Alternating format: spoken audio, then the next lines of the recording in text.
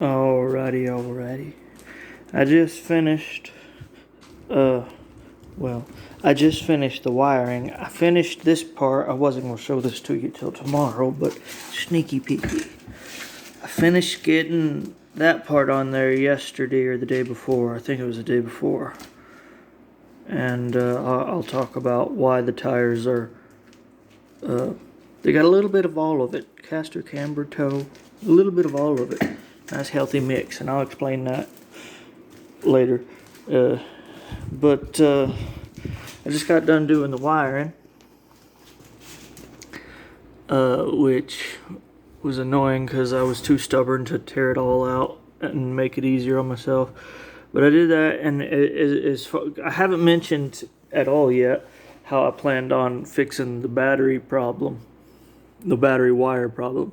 So the old wire is still there, duct taped and all the way up, and then it's cut loose somewhere in there. And then the same thing on this end. I just kind of cut it, so it's just useless wire. I didn't undo. It's just there for no reason now.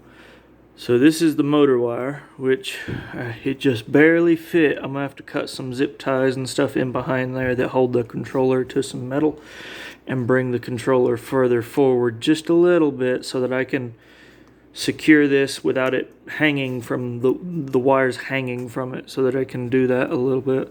There's room, like as far as my legs and all go, so I'm gonna do that. I just don't have it yet, but it reached up to everything I needed it to go to.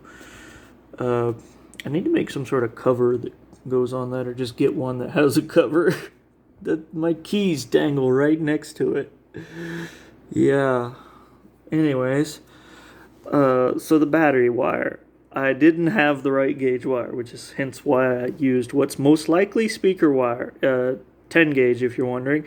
Same gauge that the controller has for the power wires, same gauge that the battery has for power wires, same gauge that's even on the XT90 connectors that I just bought and replaced the old worn out connectors on my battery, and the connector to the harness.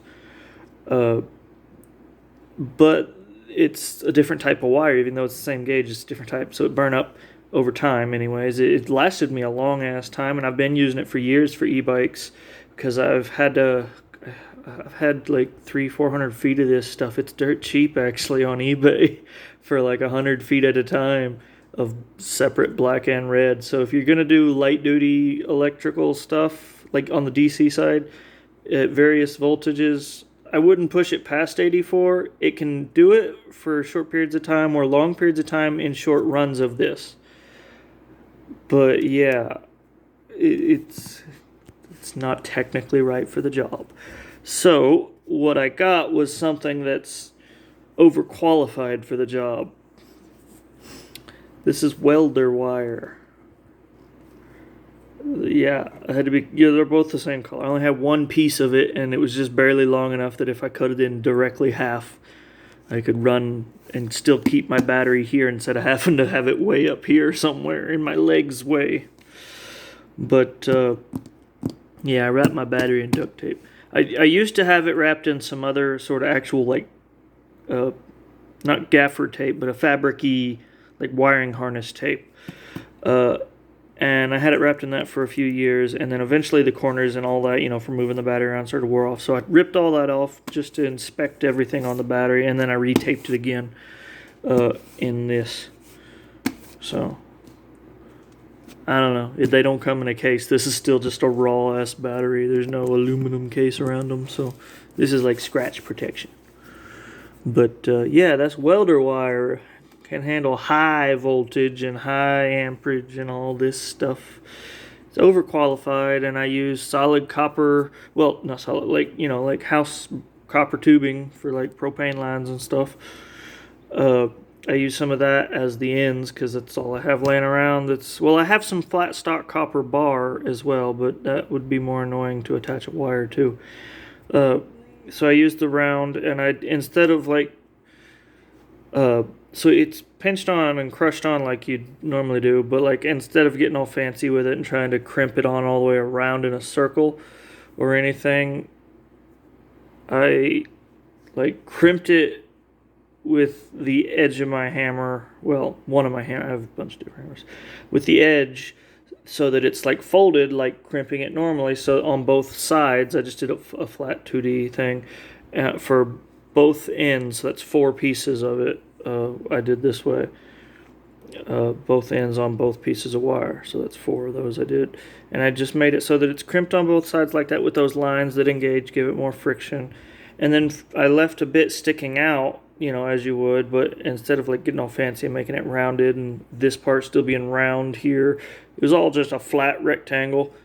And then just drill your hole in the end and do the thing. Bolt the wires together. And that's how they're here on this end. They're separate on this end, and on this end they're separate better than they used to be, but they still come close to each other. But its connection's the same way, and it's not using any more of this. It's just using factory DC high voltage wire, or what's rated for high voltage, every bit of it now, except for the propane line that is being used as a connection source. I don't know what voltage they rate propane line at these days, but it's probably pretty high. But yeah.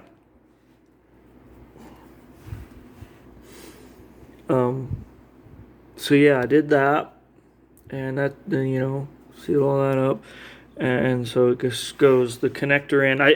If you remember when I showed on the connector where it burned up, when I was and I unwrapped it, and just as I had suspected, it was only this. I'm gonna go ahead and commit and call it speaker. It was most likely speaker wire. I mean, it worked great for single 12-volt short run, 12-volt panel stuff. I used a bunch of it for 2 different RVs, a van and a big camper van, or no, a camper van and a big ass holiday Rambler. And I think I wired a bunch of other shit up with it too, for small 12-volt stuff and whatnot. But which is what it's made for, is 12-volt stuff. But like that amount of power, give or take, low power. I'm rambling, but yeah, I'm poor and I can't always afford the right thing. I try. I'll make a video tomorrow about the rest of what's under there and how I attached it and everything and all that and the annoyingness of it. And also I'll try to put this thing up on a stand and show you this thing going, because I was testing it light, trying to be light on the throttle, testing it here in my living room, and it wants to boogie. So I'm gonna, you know, boogie with it tomorrow. We'll see how that goes.